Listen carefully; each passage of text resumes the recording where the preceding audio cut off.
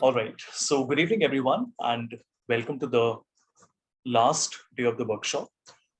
So far, we have worked on Excel and Power BI, a little bit of Tableau as well. In Excel, we have covered a variety of different functions, including dynamic arrays. That was very important. And I introduced you to things like Lambda and TypeScript. And then in Power BI, we have, of course, covered the modeling side of it, which is how you create a relationship, and Power Query, which is for combining files and doing data preparation. Power Query and Power Pivot, remember, are common between Excel and Power BI. So both the applications have Power Query and Power Pivot.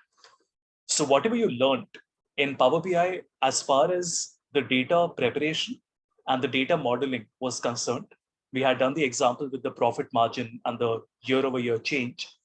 You can do the same thing in Excel as well, exactly the same thing. Yesterday, we worked on Tableau and we created a few different visualizations. So let me open Tableau Public. Now, remember, in Tableau Public, all of your work is saved on the cloud. So you don't really have anything on your computer. Unlike Power BI, where you can save it on your computer, in Tableau, you will have to save it on the cloud. For an organization, that's a problem because you can't put sensitive, confidential data because it can't become public. But if you're working on your own portfolio, things like the global superstore dashboard, it should not be a problem, right? Okay, perfect. Let's say that you have opened Tableau Public and you see a blank window. You can just go to open from Tableau Public, and it essentially gives you a link of all the different dashboards that you have on Tableau Public. For example, these are mine. And yesterday we worked on 2nd August. Let me open that. And here we go. So yesterday we saw how we can connect to a data set by clicking on Excel. But of course, you have many other sources available. Once we did that, then we have different sheets, and on each sheet, we can only have one visualization.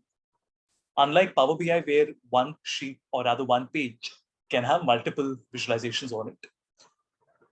This makes Tableau a little simpler because you are able to make it really large and focus on the attention to detail.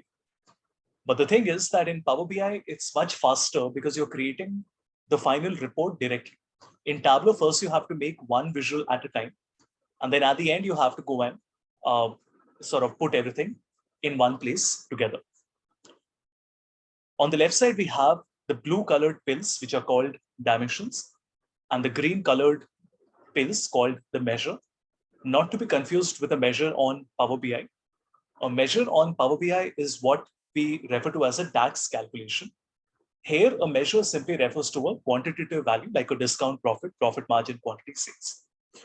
If you want to create your own calculations, we can click on this drop down, and then we have calculated field that we use for the profit margin and parameter that we use for the benchmark, for the reference line. Right now, in my filters, we have region and sales. In the column and rows, we have longitude and latitude. And then in the color, we have the sales. In the size, we have the sales. In the country is in the detail. On the right side, you have a filter, which is sales, like this. And then you also have a filter for the region. Then in the second map, we put the longitude 2 times. So we have broken it into 2 parts. And in the third one, we kept the segment in the columns and the rows is the category. So we are getting a 3 by 3, right? Like this. After that, we created a calculation, which is the profit margin. So we clicked on the drop down. We selected create calculated field, which is equivalent to a measure that you do on Power BI. And the calculation we did was like this. We said that the profit margin is the sum of profit divided by the sum of sales. No equal to sign, okay? Then we also did the subcategory colors where we have a benchmark line. This is a parameter. For the parameter, we selected the drop-down create parameter. And the parameter we created was like this. So we said we want a benchmark that is between 1 and 15 lakhs with an interval size or a step size of 10,000. How is this number coming in the reference line? So we did a right click and add reference line. And we simply said that show me the benchmark value in the chart. How are we getting two colors now? For that, we created another calculation called the subcategory colors, which is if the sum of sales is less than benchmark, then A, otherwise B, end. And then we put the subcategory color in the color, and hence we're getting two different colors. After that, we did the packed bubble, very simple to work with.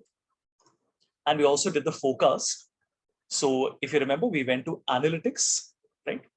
And then we just dragged the forecast value inside the chart like this. I'll do it one more time. So we want to keep our market in the rows. We want to keep our order date in the columns, but we will change this to a year, which is a measure, not a dimension. We'll expand it. We'll also put the sales value now, right? Now we get this, and now we can simply select analytics, forecast, drag it inside. You get a forecast, and then of course you can customize it.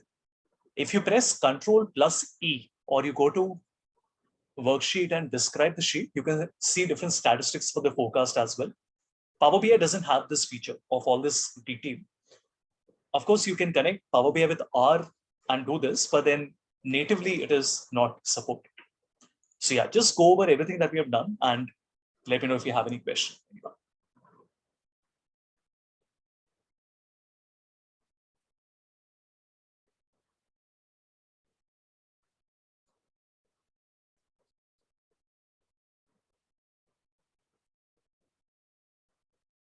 I mean, even a general question related to Tableau or to Power BI. Like I said, at least if I look at my sample set of clients with whom I work, they're all working on Power BI. Now, I'm not saying Tableau is not there, but I'm just speaking about the clients I work with. Every single one of them except Cvent, right? And Cvent also is now, I believe, gradually shifting away from Tableau. But other than this, every client that you see here is predominantly working on Power BI. Obviously, a large firm like PwC, EY will not work on one tool. There will be different teams that work on different tools, right? But yeah, I mean, at least in my sample set, they work on Power BI. Perfect. What else? Any other question, anyone?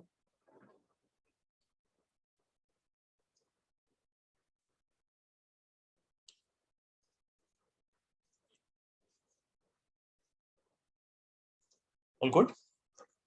Okay. In that case, let's work on a dashboard. Now, the thing is that in Power BI, it is very simple because if I just want one number, I can make a card, isn't it? In Tableau, it's quite complex. Let me explain what I mean by that. I'm going to create a new page and I'm going to call this my sales value. Okay. Nothing else but my sales value. In fact, let me call it my sales card. What I'll have to do is I'll have to double click on sales. And do you see this? You get a column chart. But I don't want that. I just want a number. That's it. So I'll go to show me and I'll change it into a table. Once I've done that, you notice the size is very small. So we want to format it. So right click and format. And then there are lots of formatting options available here. Obviously, I won't take you through all of them, but just to give you an idea, I'll just change the font here to 16 or maybe even to 18 and we get this. Can all of you do this, please, with me? Please make a new page or a sheet, sales card, and then please put the sum of sales in the text, which is a table, and just right click format and increase the size, please. Right here, increase the worksheet pane size like this.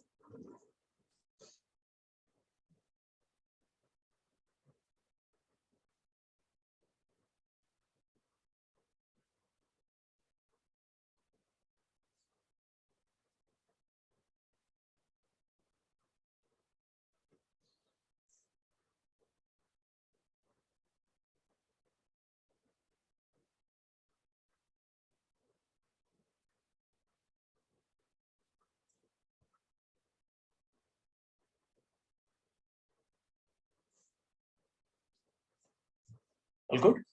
Okay. Now imagine that you want to keep this card on a dashboard. The first option that we have here is for a new worksheet. After that, you have the option for a new dashboard, and then you have a new story. Okay. So we will select a new dashboard, this one. Right now, you notice it is vertical. It is not horizontal, which is what we would like it to be. If all of you recall, in Power BI, the default size of a page is 1280 by 720, correct? Which is a HD resolution. Here you notice that this is the size that is there, which doesn't really make any sense. So I'll just click on the drop down and we will choose a different size. So I will just change it to a fixed size, and the fixed size, everyone, is, you have lots of options given here. So I'm just going to select the very first one, generic desktop, 1366 by 768. Okay, like this. So now this looks more conventional and traditional. And on this, I would like to keep a number. Nothing special, just a normal number like this. So you notice that the moment I keep my sheet here, I drag it, it fills up the entire dashboard. And that's very irritating. I don't want this to fill up the entire dashboard, right? I just want this to be there in the top left corner. So what I'll do is that I'll click on this drop down and I will select floating. Otherwise, what will happen? It fills up the entire space. But the moment I make it floating, do you see this? I can just keep it as a card here in the top left corner like this. Take your time, no hurry, because a lot of people find this more difficult than working on Tableau, hence I'm spending time on it. Please tell me if you face any difficulty.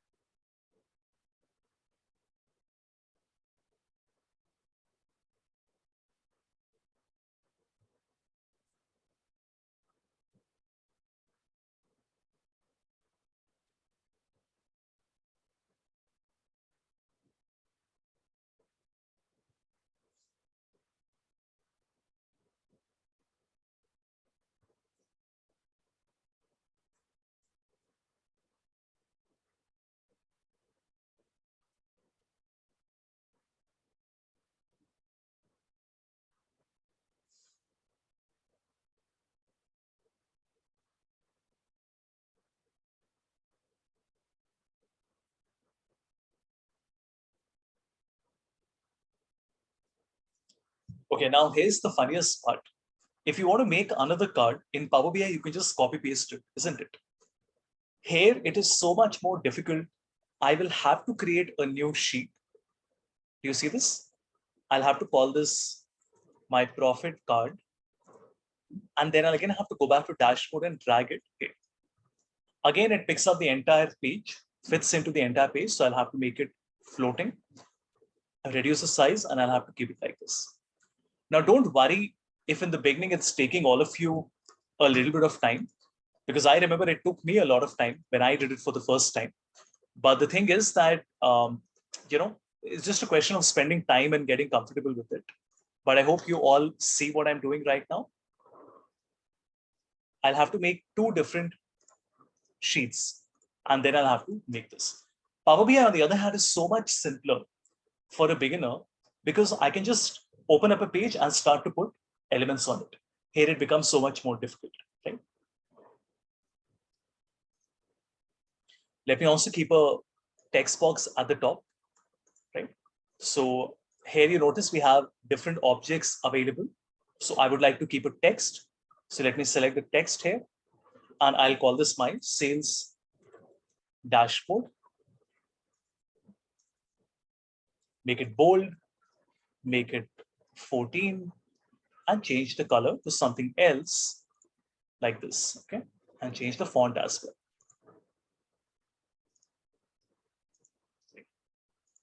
I'm sorry, I'll have to increase the size a little bit.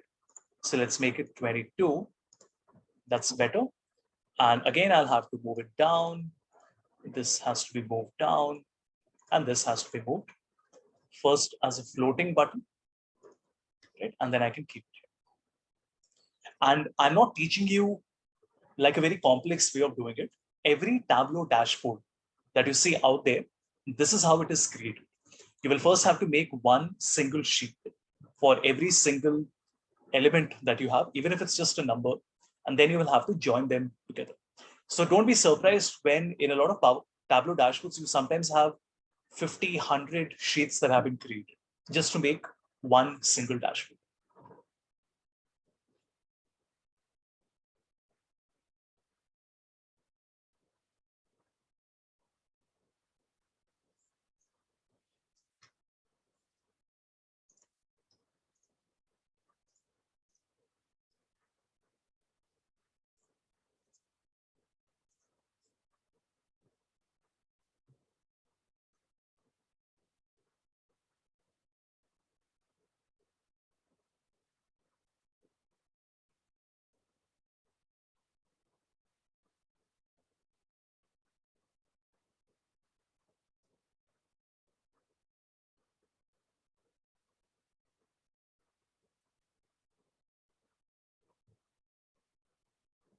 All good? Okay, now let us say you want to keep an image of some sort. So I'll just go and download something from this website I really like. It's called Icons 8. ICONS, the number 8. Of course, there's a lot of paid content available here, but you can download a lot of free stuff as well. So I'm going to search for an illustration and I'll search for something related to sales. Okay. Beautiful, right? I mean, look at the quality of stuff you have here. You won't really find this on Google easily. Okay. Right. So let's select one of these.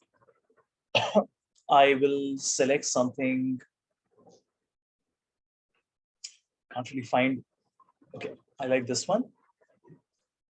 Download. Of course, otherwise you will have to pay for it, but you can just download a low resolution PNG. So I'll download it, come back to Tableau, and we go to this image option, like an insert image. We will first put the image inside. I will say I want to choose my image, which is in my downloads folder. We also want to fit the image and center the image. And I would like to press OK. And then, of course, we would like to make it floating so that I can keep this somewhere here.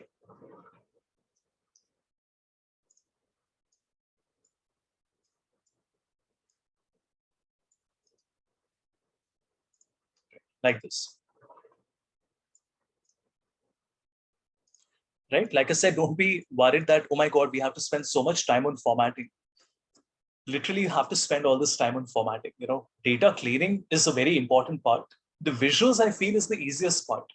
The analytics, the insights, the formatting is what takes you the most amount of time. Right?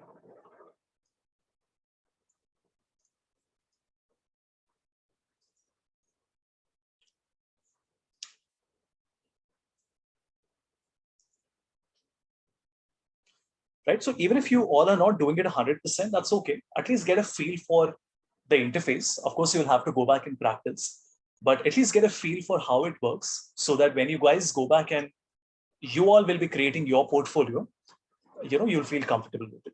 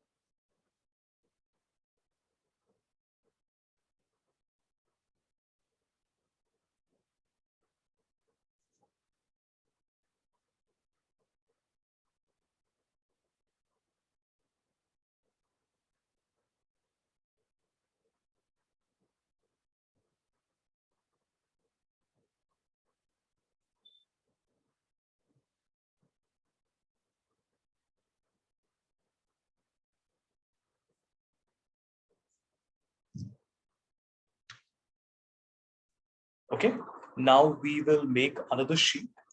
So I'll make another sheet and something very simple. I want to create a map. Okay, so let's just call it the map. And in this map, we would like to show only India, nothing else. So I'm going to double click on country and then double click on sales value. We only want to select India, right? So I will put my country in the filters as well so that we can only select the country we want, which is India, like this. But of course, we want to see this at the level of the state. So I'll click on the plus sign, but we don't want these bubbles, which is okay, but we want it to be the outline. So what I'm going to do is I'm going to put the sales not in the size, but in the color, and you get this.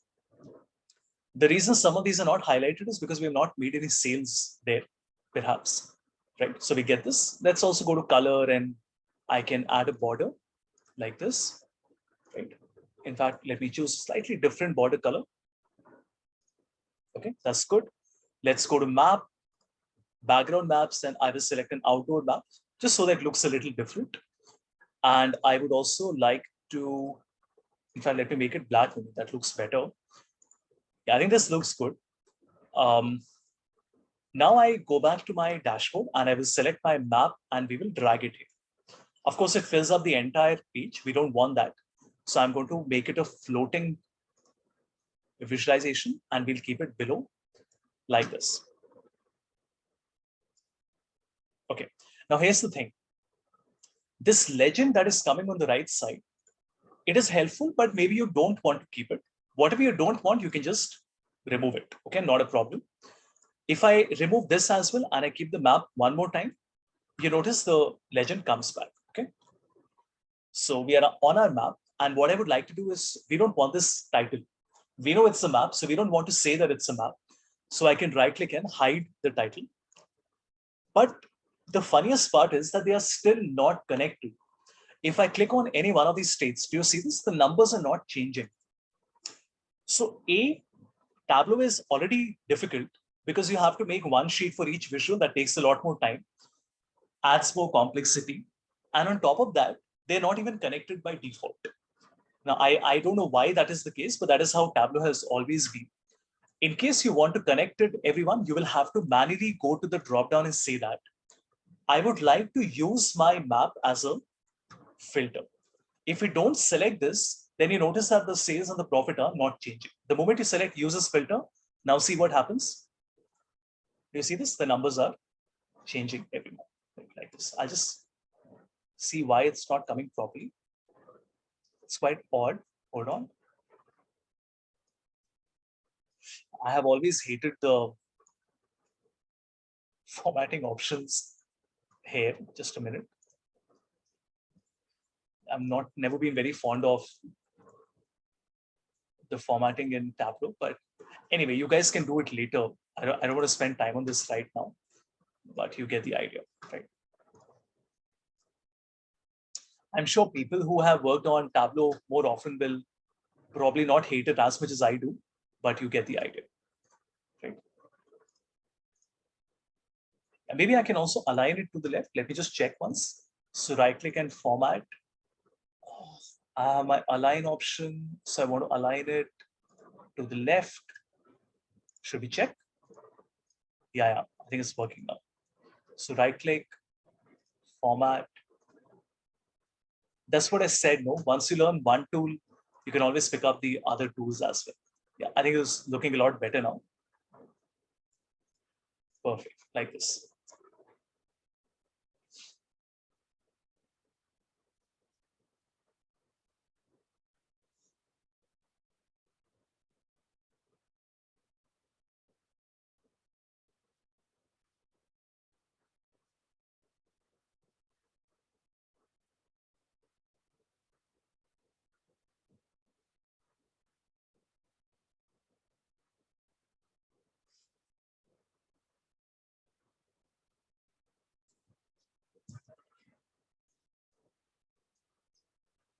Of course, these formats and all you can change. So I can edit the title.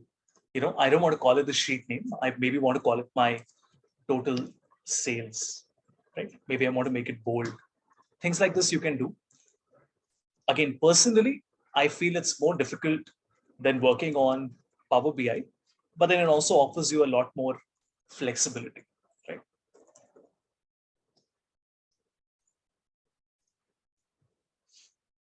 Let me make this a little larger.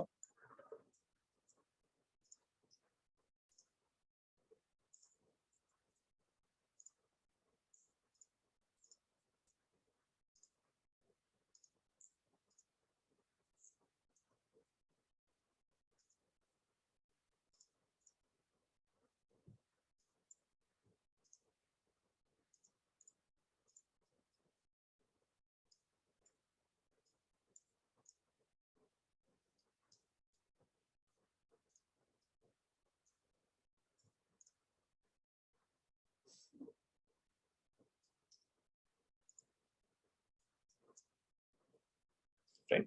Let me just get some water while all of you are doing this.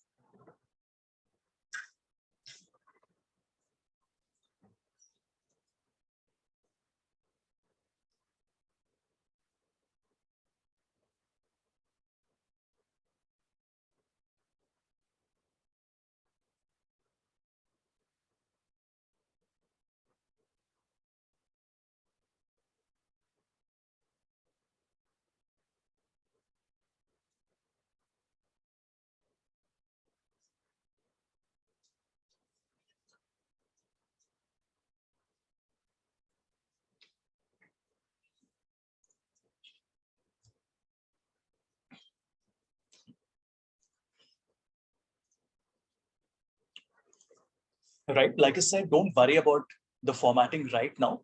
You can all go back and practice. It's mostly to tell you how we work with a Tableau dashboard. Again, let us say that maybe you want to add a column chart. So again, I'll create a sheet. I will call this my column chart. Okay. We'll keep it very simple. I just want to keep my category and my sales and my segment. Okay. And we'll convert this into a column chart like this. Nothing very complicated. And I also want to keep a filter as the market. So the market, right click and show filter. All good. Once we come back, we can put a column chart here. And once again, let me make it floating. Let's keep the column chart here. Now, remember what I said? They are not connected by default, and it's very irritating, but that's just how it is. So let's say you want to connect it in a way that when you select one of the states, right, you would like the column chart to change. Okay, it is changing. That's quite odd. Oh, I'm sorry, because I've already selected choose as filter, right? That's why it is changing. But if you click on the column chart, you notice my states don't change. Okay. Obviously, the filter also is right now only applied to the column chart. It is not applied to the map. So here as well, we'll have to say that I would like to apply it to the, so let's first make it a drop down. And I will say apply it to not just the current worksheet, which is the column chart, but apply it to all the sheets in this workbook. So now you notice that this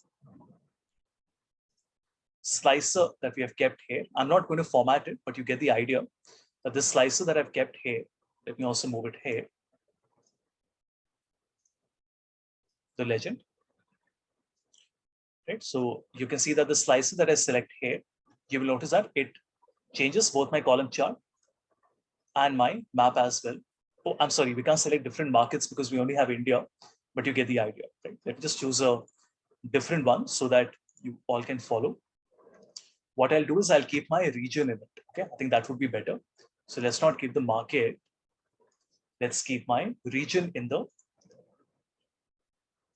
filter. Yeah, I think that's better. And we'll have to do it one more time. So let's keep our column chart. Let's hide the title.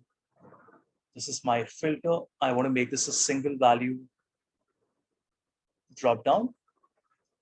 We want to keep it here and we select. Okay, I'm still not sure why it's showing me all the, I'm sorry, why showing me all the regions in the world? It should only show me for, actually, I'm sorry, regions will still show me multiple regions though. I can't think of the right thing to keep in the slicer. So let's do one thing. Let's remove the region completely, right? Let's keep something else. So let's say we want to keep our segment and category we already have. So the only thing I can keep now is my, let's do one thing. Let's keep the year, okay? So let's keep this as a filter. So you have the years here. I think that works as well. Much better. Okay, so column chart. We have a year slicer that comes here. Yeah, I'm sorry about that. A little bit of effort, but you notice the final result looks like this. Right? So you can see that when I select my slicer, you notice that it is changing both the map and the column chart as well. Right? Again, in this demonstration, I hope all of you saw that it's much more complex than working on a Power BI report. Some part of that has to do with the fact that I don't work with Tableau a lot. So of course, I'll be a little slower than, let's say, a Tableau expert. But still, since you all have worked on both Power BI and Tableau, visuals are fantastic. The interface is much more fluid.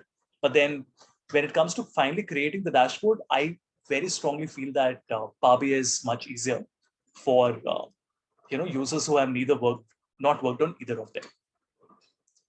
Perfect. So I'm just going to wait for a few minutes. Please try. If you face any difficulty, just let me know, share your screen, and I'll help you, right? And you don't need to replicate the entire thing I've done. Just do like a little bit of it to get a sense of how the dashboard would be created.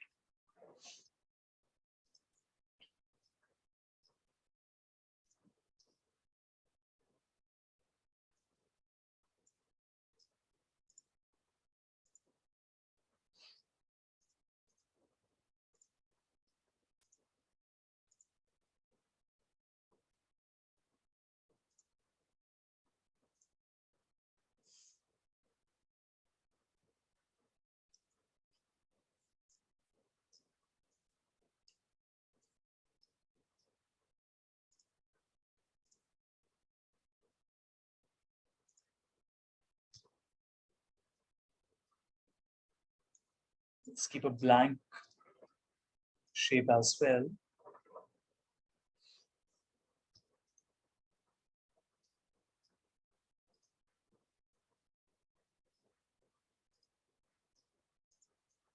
Not even sure how to format it.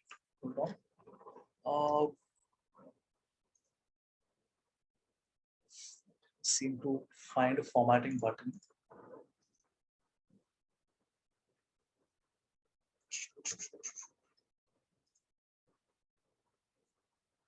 Border. Okay. Color. And let's make it floating. And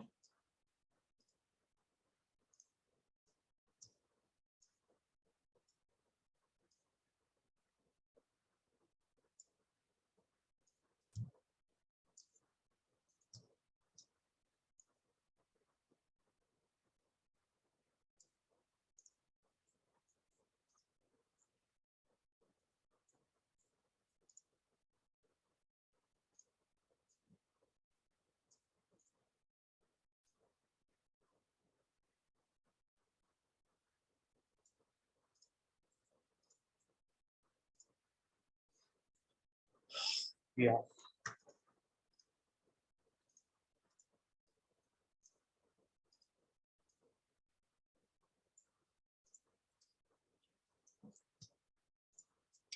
Once you do this, and if you have any questions, then I'll tell you how I go about it when I'm creating a portfolio for myself. How do I do it? Okay, I'll walk you through that process.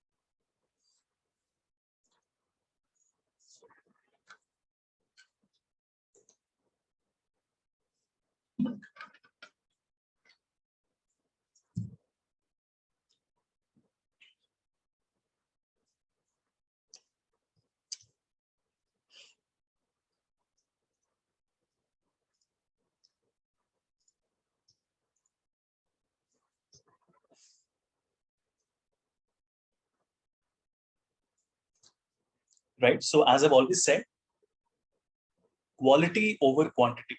Don't focus on making 10 of these dashboards if you're doing the same thing every time, because you don't really have much difference between the dashboards to showcase it.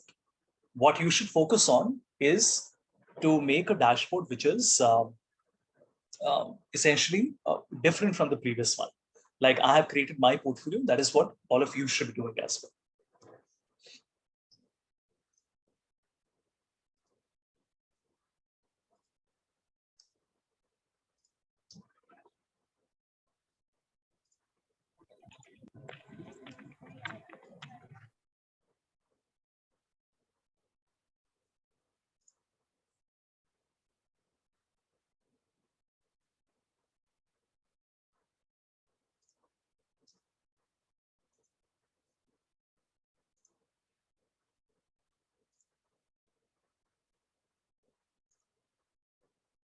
Right? Okay. Now let me show you something. So I have this dashboard that I've created on Tableau Public. And let me show you the live dashboard. In fact, I can show you here itself. Wait. So I can go to home, open, and show you heat mappers top 3. Okay, check this out. It's a very nice, clean dashboard that I've created. And I would like all of you to have a look at this. So what we have here is we have the same data set. So we have the global superstore subcategory and year-wise performance. I can select the market here, the sales and the profit. Then I can select the top in value. So if I select the top 4 or the top 5, do you see what's happening? The color is only coming for the top and these numbers are coming, right? Plus you have a heat map. Then you have this data source at the bottom and created by. What is the amount of effort I put behind it? I first created a heat map, then my top 3 category. Here you notice we have these calculations that I've kept here, right? We have a rank, and then here we have a top 3, which is a rank of sum. Okay. We also have a parameter that I've created here. Then I have one sheet for the sales, one for the profit, like this, correct? How did I get this idea? Like the colors and the placement and the way I'm presenting it. So what I did was I went to Tableau and searched for this guy called Andy Kriebel. Andy is one of the leading Tableau developers in the world. And let me show his profile.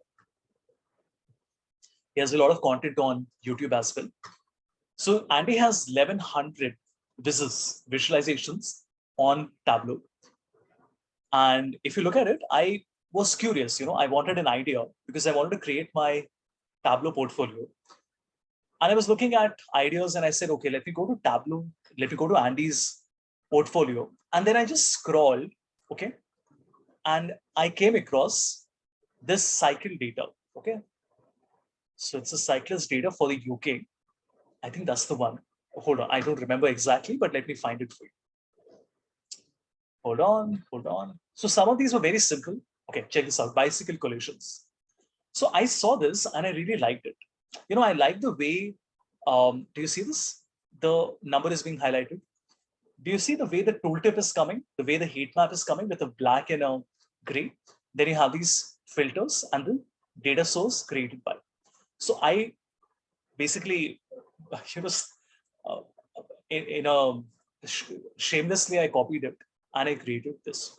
But it's not bad, right? It might not be as elegant as Andy's, but the point is that it helped me save the effort that I had to put in to come up with design ideas. Why should I? Why should I focus on the design when it's so much easier for me to just look at an existing dashboard and put my own data in it and try to recreate it?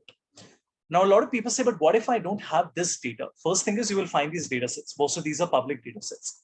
Even if you don't have the data, you can always use the same design template to make your own dashboard, isn't it? For example, look here. There are so many of these, right? And there's so many ideas you can take. You can say, okay, you know what? I really like this, the way the colors and the way the annotations have been done. And maybe we want to create the same thing. So this is an excellent idea, everyone. In fact, I went one step forward. So Andy's dashboard was only highlighting the top value, What I did was I highlighted the top end value, because I wanted it to be a little better than Andy's. So I took it up as a challenge. I know how to do it on Excel and Power BI. I did not know how to do it on Tableau, but I did it. I Googled it, I figured it out, and I did it. And now this is a dynamic dashboard for me, right? So tomorrow when I'm meeting a client, I can show this to them, and this looks so nice, doesn't it? So this is my suggestion to everyone. Please look at inspiration from all sorts of places. Don't be an idiot and start doing stuff on your own. That level will come after a very long time, when you are creating content. Right now, just look at stuff that other people have done and just try to take inspiration from it and try to recreate. I think that in itself is a fantastic start for all of you, right? Any questions? Anyone? There are like 1100 visualizations here. I mean, imagine what all you will find here.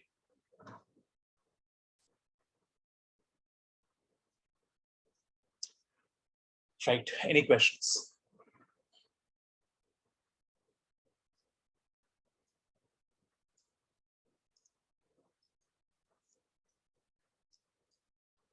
I'm not sure what this one is. Okay, I don't think it's a dynamic dashboard.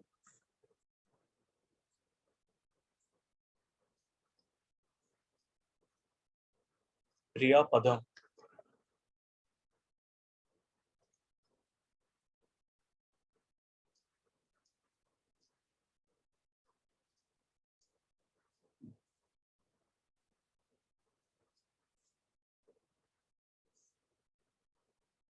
Yeah, this is so clean. Do you see this, everyone? This is almost like a web page. Oh, I love this. Really cool. And these data sets are freely available. Even though they have used a Spotify API, if you just Google Spotify data, you should be able to find Spotify data somewhere, let's say on Kaggle.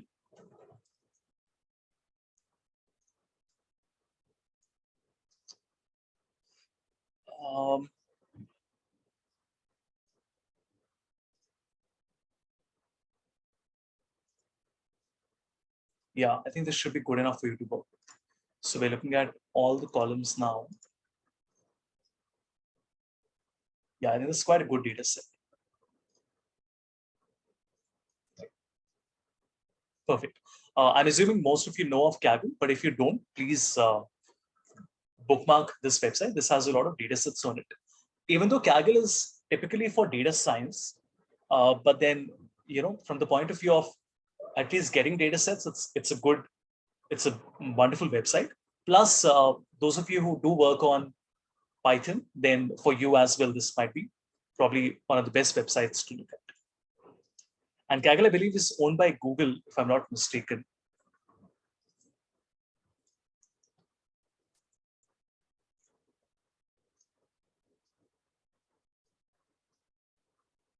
Yeah.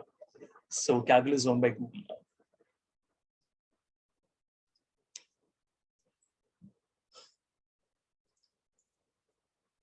Right. Cool. Any questions, anyone? Let me just save this.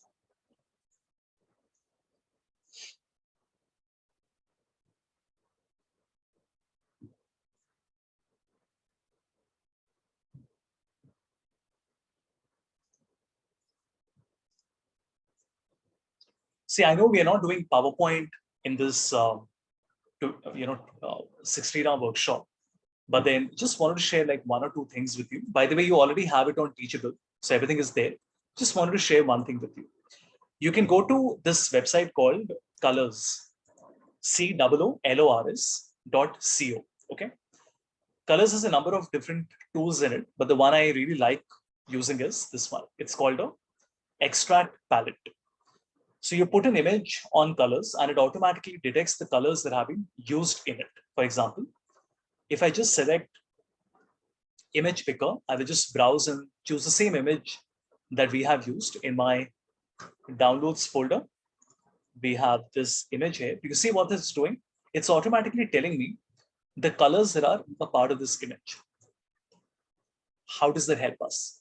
Because now Do you see this? I have a color here. So I can just say I want to open this palette in the generator like this.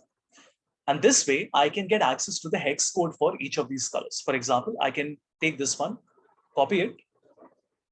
Okay, come back to my dashboard, come to my column chart, and here in color, we will say we don't want the standard color. We would like to double click and choose a color that we want. Of course, it's going to take you time to do all of this, but you see what I'm doing, right? So this is my first color. Again, let me go back. Let me choose a different one. So let's select this, come back, double click, select, paste. Okay, and then one final time, I'm going to choose my pale purple, copy the hex code, come back, double click, and then paste the hex code here. How cool is that? Because now these match with your image. You see my point, right? Now, this is the amount of effort you have to put in when you're creating dashboards, because I mean, somebody like me, this is what I'm going to look at. Not just the fact that you have created a dashboard, but also in terms of the amount of attention to detail that you have put in, right? So see, there are always two parts to learning a tool, whether it's PowerPoint or Power BI or Tableau. The first one is to know what is possible, right? And what to do. Like, how are the best people in the world creating dashboards? And the second part is to know how to do it, right? But the first one comes before the second one, because you can't just say, okay, I'm going to work very hard and I'm going to start making dashboards. But first you need to have these basic essentials with you, isn't it? Now, if after a year you come back and say, oh, I did not know that there was a tool that allowed me to get the color. See, I mean, that doesn't make sense, right? You need to know that. For example, there is a tool called Power Toys, which is available in, it's a free Microsoft tool. What it does is Power Toys allows you to select the color of any object on your screen. So if I press Windows, Shift and C, do you see this? I can select any color. So I'm going to select this blue color like this, and that allows me to come here and I can just select this part and choose the same color which I had, which is this blue color, right? I'll do it one more time. So Windows, Shift and C, and I'm going to choose this purple color and then come back here and then copy this purple color. Do you see how fast that was, everyone? Imagine otherwise you'll have to go to the color palette and do it. Now you might say, oh, sir, this is a great trick, right, which you're showing to us. But then, I mean, that's not the point. The point is you have to learn all these things. And by the way, I've already shared everything with you. It's not that I haven't. If you all look at Dropbox, see, I can bring a horse to the water. I can't make it drink it, right? If you look at XIM, About Me, Lucid Chart, if you had gone through this in detail, you can see here that, check this out. All these tools I have already put here. Look at this. Small PDF, Power Toys, Irfan View, OpenShot, Audacity, GIMP, 7-Zip, AutoHotkey, Macro Recorder, Shortcut, Open Broadcaster, Epic Pen, right? So Shortcut, AutoHotkey, Macro Recorder for macros, Power Toys is the one I just showed you, which allows you additional features on Microsoft. So that's the point, you know, I am giving you a lot of information, but you have to be able to consume it very fast. I know this 8-day session was very packed, but then everything in corporate life is packed. And you have to be able to catch up, because otherwise people will still just move forward and you won't have time. Perfect. Any questions so far, anyone? I'm also going to save it. You can take a screenshot of this if you want. I can't share it with you, obviously, because you know I'm working on Tableau Public, but you get the idea. You can at least take a screenshot of this if you want. Great. Any questions, anyone? If not, then I just have one topic to show you in Tableau, which is called a tooltip. If you remember, we had done the tooltip in Power BI, which is what I want to show you here as well. And then I want to do a HR example with you. So you guys can tell me if you would like me to cover a few tips in PowerPoint, I can do that. We have an hour with us. If you feel, no, let's not get into PowerPoint, we can learn that ourselves. Why don't you just show us an HR example? I'll be happy to do that, right? So just let me know. In the meantime, let me just change the color for the map as well so that everything blends perfectly, right?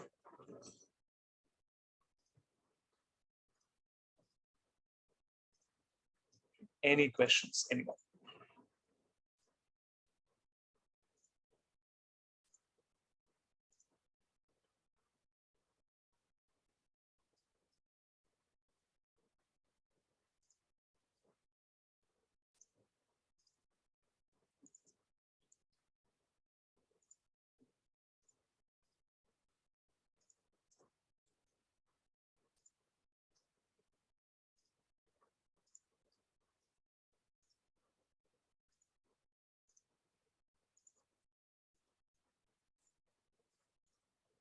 That looks a lot better now.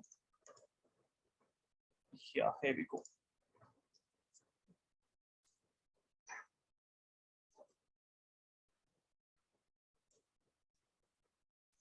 So everyone, can you just put on the chat window, what is it that you would like me to cover after we do the tooltip?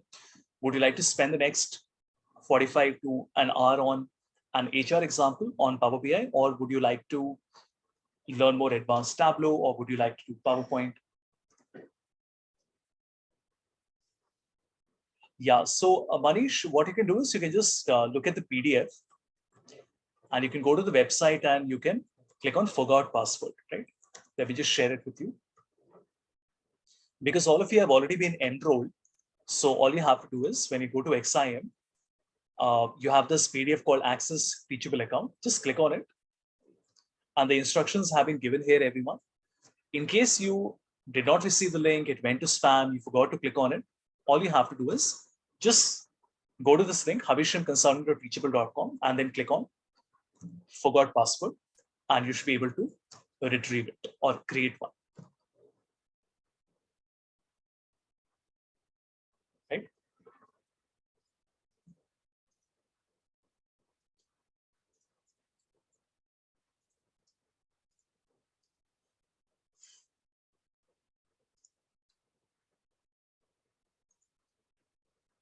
Yeah. So everyone, what is it that you would like to cover in the last 1 hour? Would you like me to do PowerPoint, or would you like me to do Power BI, or maybe a little more of Tableau? Just let me know.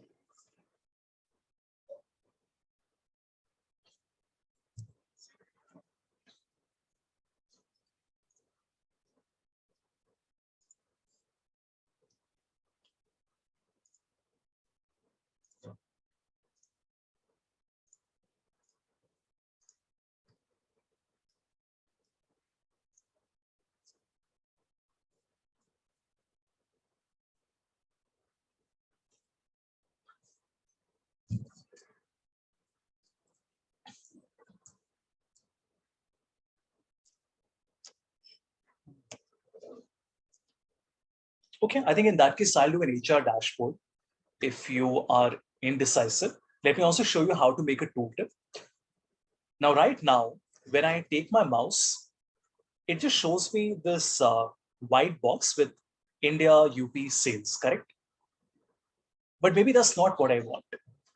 What I would like to do is that when I take my mouse over any one of the states, I would like to see a pie chart, and I would like the pie chart to show me, or maybe a trend line. I would like to see the trend line of all the months. Okay. So I'm going to make a new sheet. And in this sheet, I'm going to call this my trend line. Very simple. Order date and sales. And we'll make this into a trend line. And I'll also make it at my month level like this. So I know that this looks very large right now, but we want to connect this sheet with that visualization. That means that on the map, right now there is already a tooltip, which is this white box that you see. If you want to customize it, you can click on tooltip and customize it. But how do you do this on with a different sheet? Very simple. I go to tooltip and I will press enter 2 times and I will insert one of the sheets. Which sheet? My trend line. Let's see how it looks. Do you see this? It shows it to me like this now.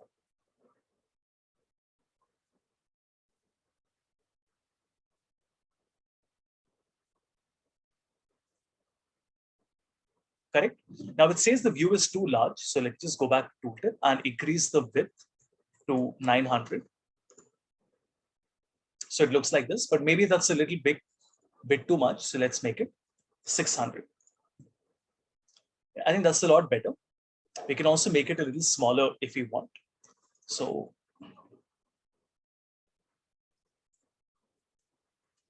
how do I do that? Let me check. I can make it. I'm not sure how to do that. 1 second. I'll have to check that later. About the size, everyone. Maybe I can just reduce it from here itself. So let's make it 100. No, that doesn't work. What about 200? I think that's a lot better. Okay, now check my final dashboard. Do you see this? You get a trend line like this. Similar to how we did it on Power BI as well. If all of you remember, we had created a tooltip there. That is what I'm doing here as well, right? So yeah, this is the last thing I wanted to show you on Tableau.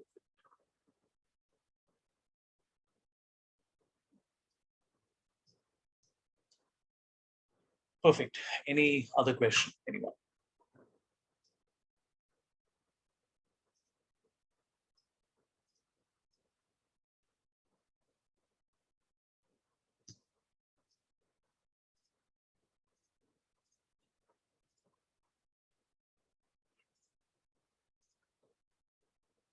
Let me change the background color of the page as well. So it looks a lot better. I think this is much nicer.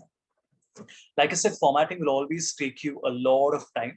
So my point of telling you this again and again is to make you feel comfortable with the process of data preparation and formatting. A lot of people feel that, oh, I'm spending so much time in formatting. Is it really even worth the effort, or are we doing it correctly? Yes, and yes. You have to spend a lot of time on it, and it is expected to take a lot of time, right? So every dashboard you create will not come easy. One is the analytics, obviously, but then other than that, the data prep and the formatting both take a lot of time. And the small things, for example, maybe I don't want to keep this, do you see this? The title. So I can remove the title. Here as well, I can remove this because see, at the end of the day, I just want to show a sparkline. I am not really interested in showing the months and all of that. I just want to give a broad idea how the sales are moving, right? And I think this is good enough for that purpose, right? Because now I can reduce the size even further. So I can even make it 400. Like I said, a lot of trial and error will go into these things, as you can see.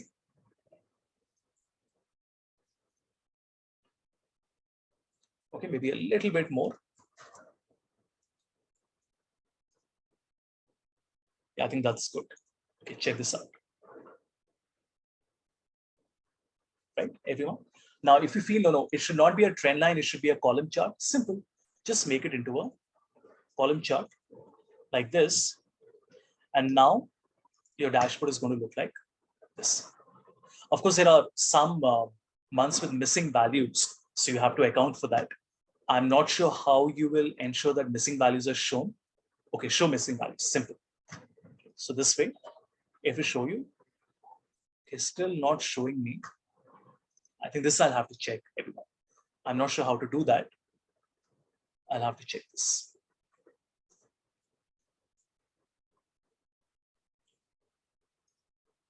Yeah, I think let's leave it at this. It's not perfect, but you get the idea. Excellent. So we'll take a break. And once we are back, I will be working on a new Power BI file on HR. Now, I already have a course on Power BI for marketing, a course on Power BI for finance. I have planned to create one on Power BI for HR as well. Hopefully, it should be live in a month or so, maybe sooner than that. But because I do a lot of work in HR, I would like to show you what are the different types of cuts and business requirements that we have when it comes to HR analytics. Okay. Perfect. So let me save this and we'll come back and continue.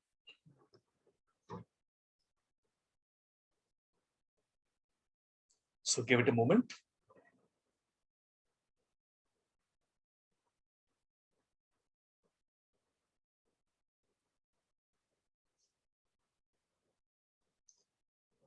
All right, let's go back and close this. Cool. So it's 11:33 right now, right? Let's take our scheduled break. Let's come back by 15 minutes, okay? Not more. So let's come back at 11:48. The recording. Okay, so in this HR data set, let's first have a look at what is there in the data. See, this is something you always have to do. Don't be in a hurry to start analyzing and coming up with these wonderful insights. What you should start with is this. You should start by first understanding what data you have with you. So basic things. I was discussing this with her as well. Basic things like getting a sense of the size of the data, missing values, any errors in it. Basic hygiene things. For example, I know that there are 1,470 records that we have. Then I have the age, but I would also like to know the age range. Okay. So what I'm going to do here is I will apply a filter, and I can see that the age ranges from 18 all the way till 60. But that doesn't really help me because maybe there is only one person at the age of 18 and one person on the age of 60, correct?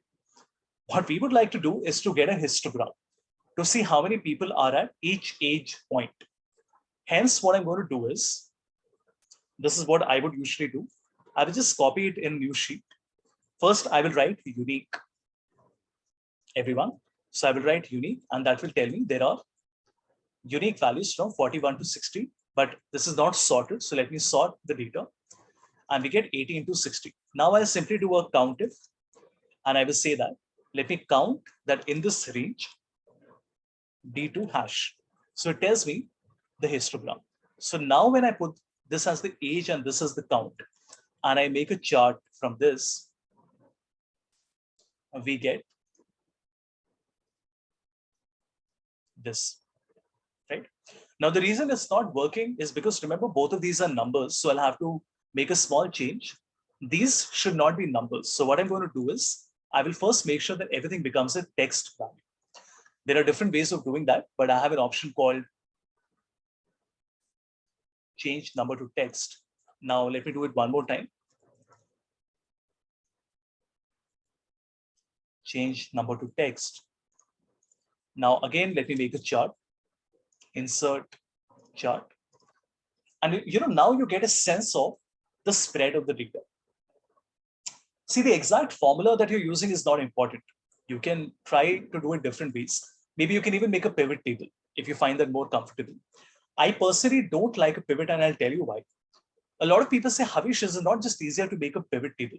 Why don't you just select insert, pivot, and then put the age in the rows, put the age also in the values, and then show the count. This gives you the same result. The reason I don't like it is because I can't make changes to it. So tomorrow, if I want to add a formula on it, I can't do that. Hence, even though a pivot would have been easier in this case, I would prefer this. It gives me more flexibility, right? Now, this is the work that goes behind the scene. So basically, when you're showing the dashboard to someone, they don't realize that as an analyst, this is what we have done, right? To even understand what comes first, is it the insight or the data preparation? In fact, let me just show you. I was listening to this panel discussion organized by ThoughtSpot and Harvard Business Review. I haven't watched it completely because we had a session today. But, Manish was just speaking about how you should not put the horse before the cart. I'm just quoting him here. He said that for a lot of us, we work on a data visualization tool. And we basically do the insight and then try to figure out what can we do with it. That doesn't make any sense, right? You can't make a chart and then tell people, no, use it. First, you have to understand what is it that they want, what is the business problem, right? And then that is what drives you towards creating a better visualization, right? And a better report. So this is what I would do. I would literally first spend a lot of time understanding my data. And I understand it so well that if you ask me to explain in one paragraph what all is there in the data, I should be able to explain to you.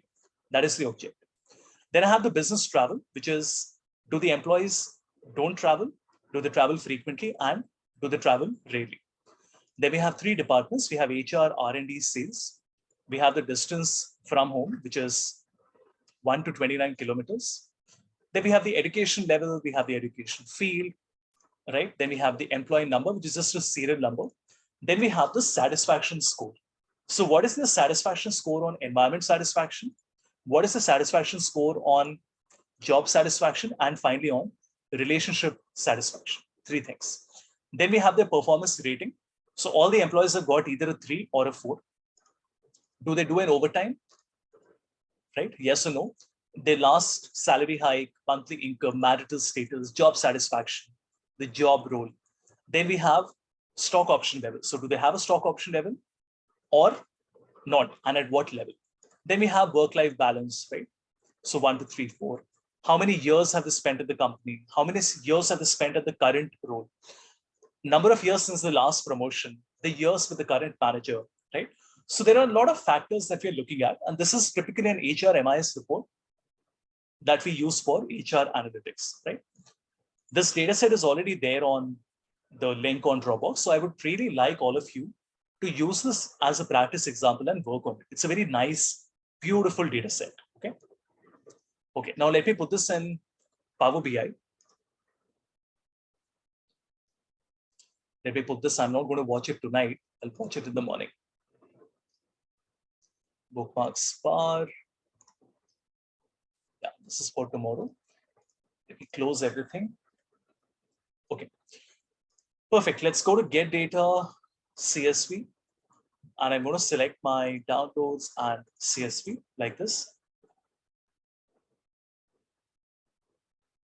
Now that we understand the data a little bit, the first thing we should do is to try and see if I want to create any new columns in it. For example, you will notice that in transform data, I have 3 satisfaction scores. Okay, please watch. So I have 3 satisfaction scores. We have environment satisfaction, we have the job satisfaction, and the relationship satisfaction. Environment is to do with the tangible environment, the organization culture, and different amenities, at the workplace.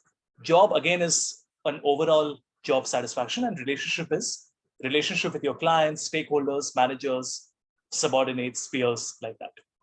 But then I don't really have an average. Like, where is the average satisfaction? So I would ask myself that, should I immediately start to create a visualization? Or should I first at least do the data preparation so that we have the columns we might be needing later? Now see, a lot of it will only come to your mind once you start creating a dashboard, right? It won't come to you immediately. I get that. But the point is that as much as you can, you should try to ask yourself, what are the things that you might need to do in the future? So in this case, I know I want to find the average. Hence, I'm going to go to add column. I will select custom column and we will say that this is my satisfaction average every month. And this is nothing but my 3 satisfaction scores, okay? So I have my environment plus my job plus my relationship divided by 3. Click on OK. We'll change it to a decimal number like this, okay? Let me go back.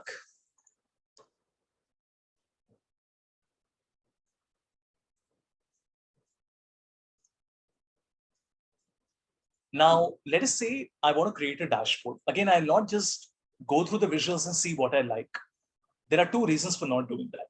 Number 1, you should first see how are people creating HR dashboards. See, it's good to be innovative and try something different, but that stage only comes after you have done the basic stuff. Once you know what is the basic stuff that a client requires, and maybe you want to experiment and do a little bit different, that is when you should try to be creative. But the first step always is not to be fancy, but to do the core essentials. So for example, when I Google HR dashboard, nothing else, and I go to image, there are thousands of examples available on Excel, Power BI, Tableau, and other tools as well, right? So this gives me a very good sense of, okay, what are organizations around the world trying to create and how do they see the data. For example, look at this, right? So this also allows you to see the metrics that they want to capture and the way they are visualizing it. In fact, if you want to see how different softwares do it, for example, if I say Ramco HR, which is an HR tool, I can see how Ramco HR, creates their dashboards. If I want to look at, let's say, Adrenaline, then I can see how an Adrenaline creates their dashboard. Okay. Something like this, everyone. Okay, I'm not sure if this is the correct one, but just a moment. Yeah, that's the company, but I'm not sure if I can see the, yeah, here we go. Do you see this? And a lot of you will be surprised to say, oh, this is it. Like we thought it would be something very fancy, but then that's not really necessary. If you look at success factors, which is a SAP module, again, you can see the type of HR dashboard that they are creating. I'm not sure how to show it to you. Hold on. Yeah, here we go. Right? This is SF, which is success factors. Again, this gives you an idea. And tomorrow when you have to create a dashboard, it gives you the idea, plus you have confidence to defend what you have done. Because you know that what you have done is in line with what is done in the corporate. And in fact, you don't even have to say anything, because if I'm on the other side of the table and you're presenting something like this, immediately I know that you mean business and you know what you're doing. Because I work with SF, so I know that you're in line with what clients want as well, right? So please never ever make dashboards just like that, choosing visualization at random. What you should be doing is to do this, right? To look at what others have created. Obviously, you can also search for general HR dashboards. So I can say HR Tableau, for example. There are hundreds of examples you will find, right? Look at this one, a 9-box employee rating, right? Look at this one, right? So many different ideas that you will find. See, it will still require a lot of research and a lot of effort and time. But then if you search hard enough, you will definitely find good content, okay? All right. So I want to make something called a gauge chart, which is like this. This one, the gauge chart. I'm sure all of you must have seen it before, but this is actually a little tricky to create, and I'll tell you why. Let us say that I want to show my attrition level. That means if I go to transform data, you can see that there is a column called attrition, which is yes or no. So it means that at the end of this month, let's say July 2022, is the person still with the company or has the person left the company? So if I look at no, do you see this? There are quite a lot of people that have left. How do I count it? Let me go to transform and count. And it tells me that 1,233 people have left the company. And if I change it to yes, right? And once again, I do a count, it tells me that 237, I'm sorry, the other way around. So 237 people have left the company and the others 1,200 are still with the company.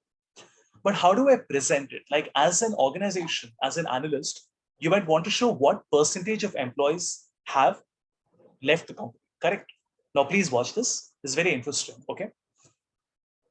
What I want to do is in the maximum value, I want to keep my total headcount, okay? Please watch. So I'll keep my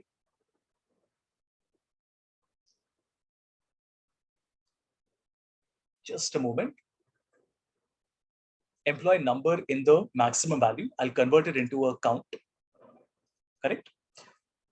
Now you can't see that number right now because it's 1,000, right? But that's okay.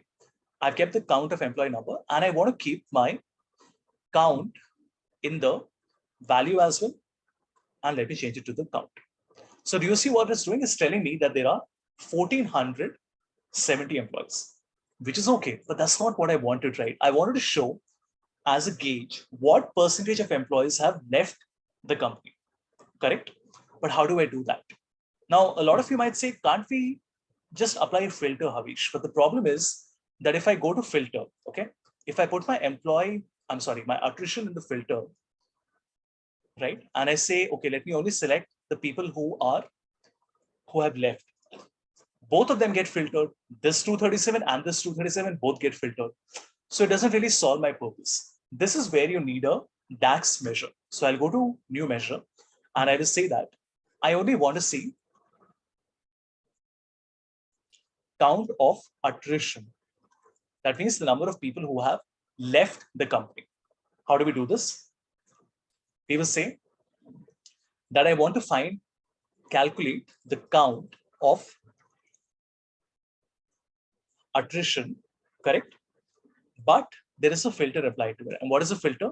That my attrition should be equal to, yes. So this is like a count if. In Excel, when you do a count if, like if I ask you, how many of you are from Delhi?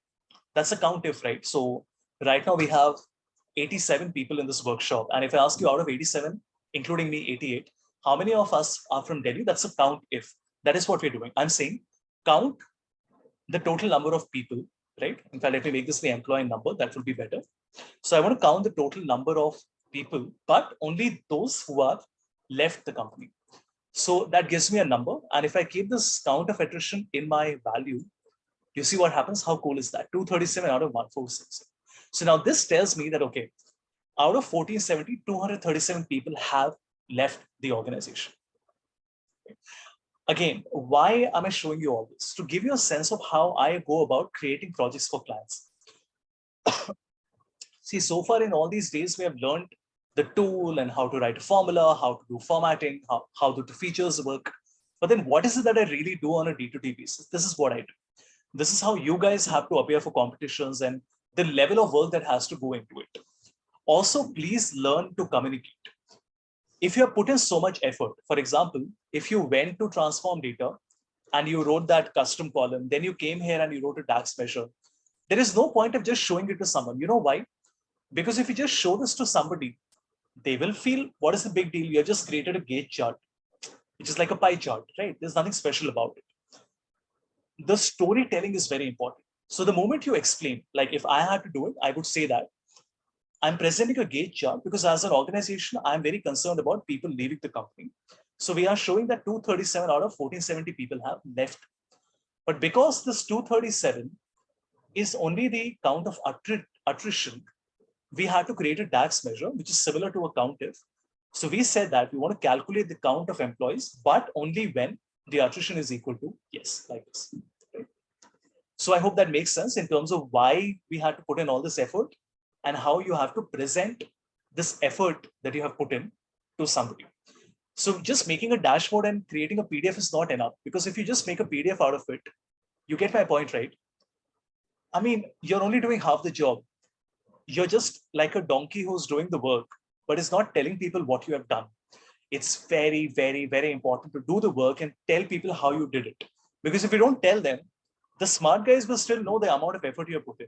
But the ones who don't know what you have done, they will not even appreciate the amount of effort that you have put in, right? Sure. What I've done here is I've created the Dax measure, which is like this.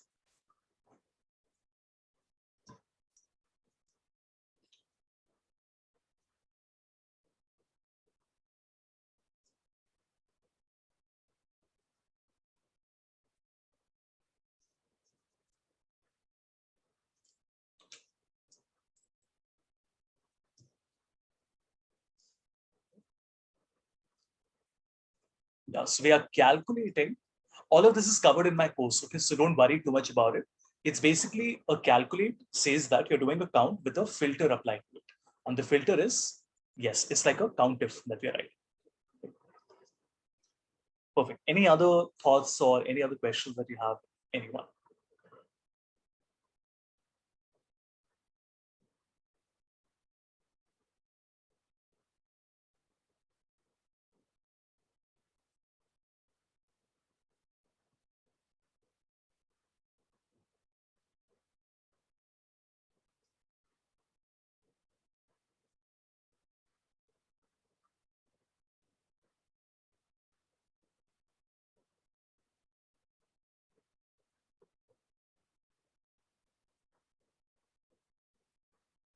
Correct? Okay.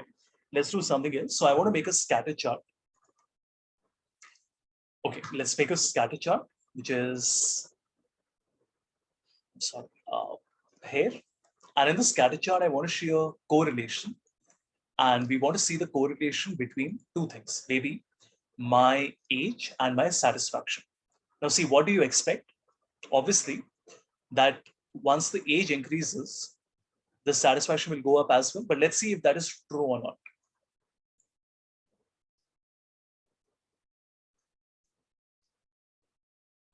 You know what? This might not be the best way of doing this. Just allow me a moment.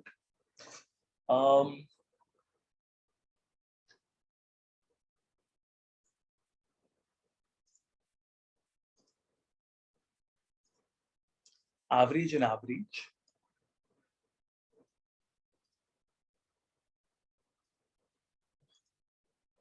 Yeah, this might not be the best way of doing it, but I think this is better. So what I've done is I have three departments, which I put in the values. I can also put it in the legend, and I can keep my job role here. Perfect. Let me also enable my data label. Remember, we had done the scatter chart. Now, what are we looking at? Let me explain. It tells me that as the age increases, usually you would expect a higher satisfaction rate, or maybe the reverse. It depends on the industry and other factors. But I'm sure you have a hypothesis, isn't it? Now look at this. This is my best combination. HR managers are the happiest, whatever that means, right? So HR managers are the happiest. Who are the least happy? Like one of the least happy, we have, look at this, HR executives are the least happy at 2.56. So we have a 2.82 and a 2.5. Now I know what you're thinking, that like the difference is so small, but you get my point, right? It's all relative. It's not just about what is the difference between a 2.56 and a 2.8. It's a huge difference, correct? Because it's all relative. And again, you can just sort of filter out and just get a sense of where are these problem areas. Like, where is it that the sales people are happiest? So if you notice, sales reps are 2.73, sales executive, and then you have the manager. More or less, everybody's at the same level of happiness. Obviously, managers are older than executives, older than representative. But I want to see a correlation or a connection with my travel. So I want to see whether people who travel more, are they happier or are they not happier? Okay, so I'll just make a slicer and I'll keep my business travel in it. Okay, please watch. Now, if I select non-travel, by the way, let me also change the scale of y-axis. Otherwise, it will keep changing every time. Let me make it 0 to 5, if that's okay with everyone. And the age also we'll keep as, let's say, 18 to 55. Okay, much better. Okay, watch this. Now, this really gives me a very good sense because it tells me that non-travel, travel frequently, and travel rarely. Do you see this, everybody? Let me explain what I'm doing. I'm only going to select one of these. I'm going to select the sales rep in sales. Okay. Look at this. If I go to non-travel, travel frequently, and travel rarely, do you see there is a difference? And this is what I would like to understand. Is there a discernible or a significant difference between the satisfaction score depending on the level of travel that they have? Like, something that really catches my eye is, do you see this manager that is moving here? This one. It's moving quite a bit. Do you see? It's moving quite a bit. In fact, let me just make it 60. X-axis is 60 so that you can see all of it. This is quite interesting because managers, okay, in HR, blue color, managers in HR who do not travel are quite happy at a 4. When they travel frequently, their satisfaction score declines significantly. In fact, it becomes half at 2. And when they travel rarely, again, you notice it's a little better at 2.6. So there's a clear connection between the travel and the satisfaction score. One more time, people who travel frequently are a 2, travel rarely, right, are a 2.63, and non-travel are a 4. Again, we're not really discussing this with the client. So what actionable insight does it have for the client? We don't want to discuss that right now, but I hope you see how we go about creating dashboards. It's not the visual. I mean, anybody can create visualization. It's what you do with it. How do you choose the right visual? The data prep that goes behind it. How do you present the story to the client?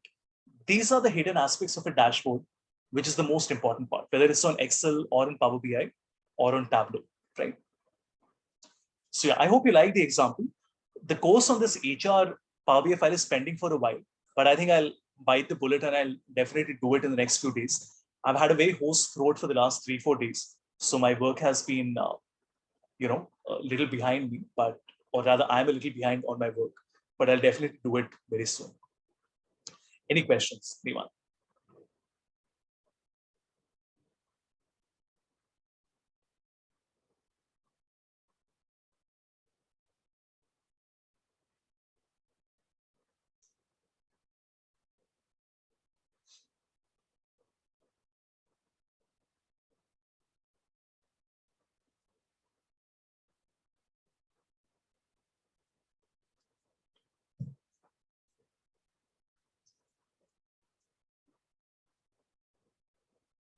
Right?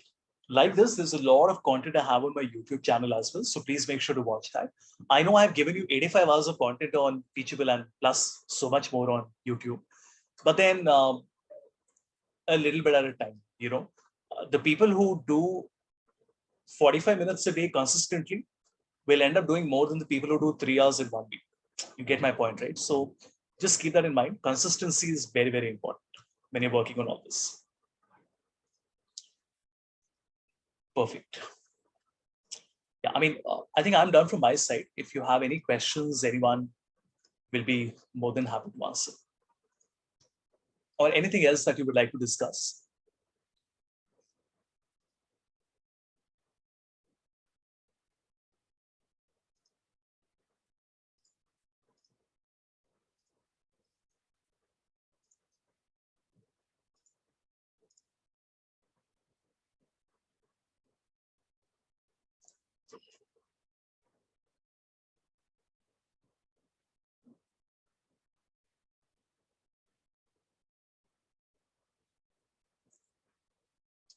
Okay, so I've been an educator for the last 8 days, but I also am an entrepreneur. So I can't help. I think a good entrepreneur should always make a sales pitch. While all of you do have access to the complete bundle I have, which is the 34 lectures, everyone, you have access to the complete bundle, which is all the 34 lectures, nothing missing.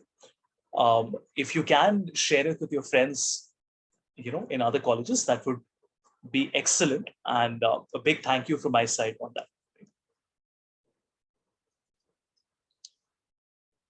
Right. Anything else? Anyone?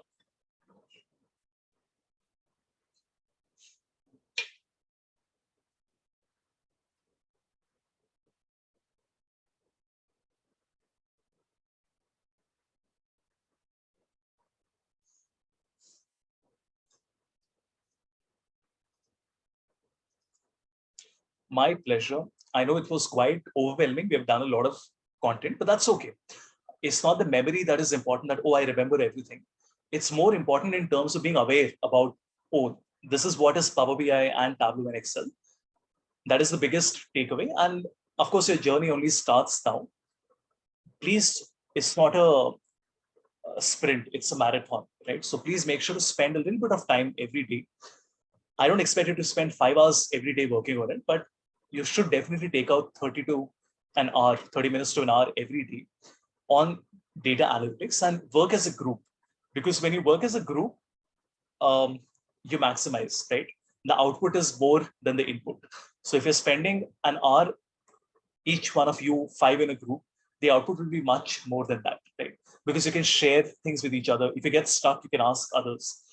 I unfortunately have never had that luxury. Being a solo entrepreneur, I've always had to do stuff on my own. But I believe in the value of working in teams. So you should definitely do that.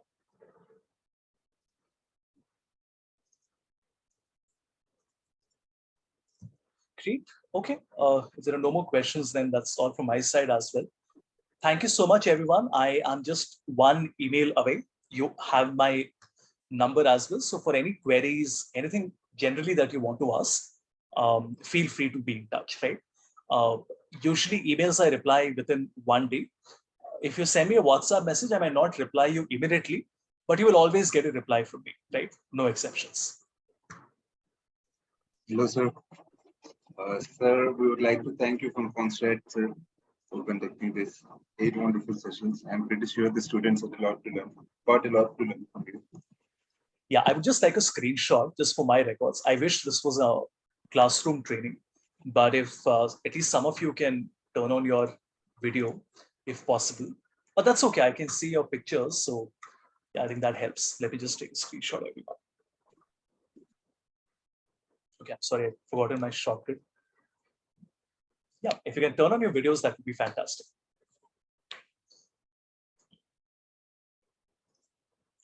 Thank you.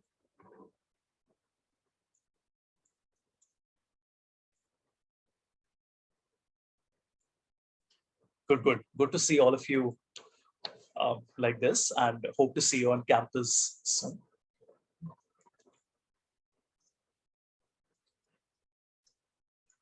Excellent. Thank you so much.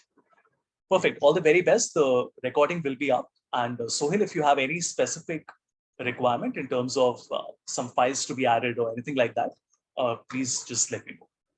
Yes, sir. We'll pull it. If you get any further queries also, and send it. Absolutely. Anytime. Okay. Thank you, sir. Great. All right. Thank you, everyone.